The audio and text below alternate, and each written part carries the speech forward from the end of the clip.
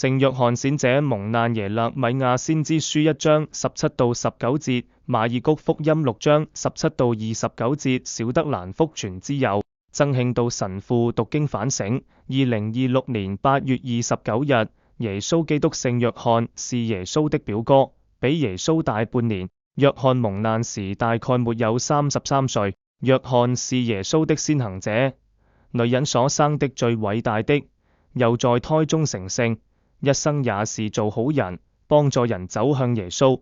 看，除免世罪的天主羔羊，甚至他勇敢指證黑落的目的，也是為他能悔改得到重生。但為什麼他那麼早就過世？不是可惜他沒有時間做其他的大事嗎？他死的那麼早，他的人生有什麼意義？人都要死，但是有些人的死重於泰山，有些人的死輕於紅帽。約翰的死是重於泰山的，因為他是為真理而殉道的。殉道者 martyr 的原意是見證者，他為主耶穌基督此真理作見證。人生最重要的目的是忠心地見證基督，這個目的達到了，就有生命的意義了，不論生命是長或短。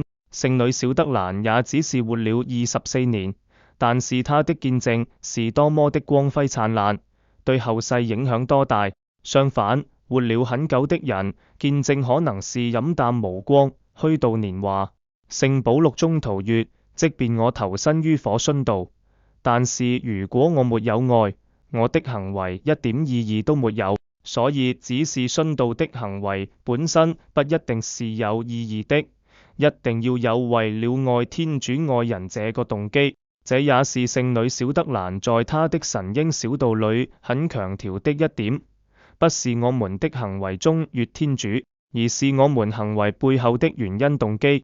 這樣說來，雖然我們或許沒有機會像聖約翰一樣的方式為真理殉道，但是我們若能以愛主愛人為動機做每天的平凡的一切，特別在今天我們俗化了的世界，這個愛變成對基督價值觀的堅持和執着，我們就是基督最好的見證人。martyr 了。求聖約翰轉求天主助佑我們。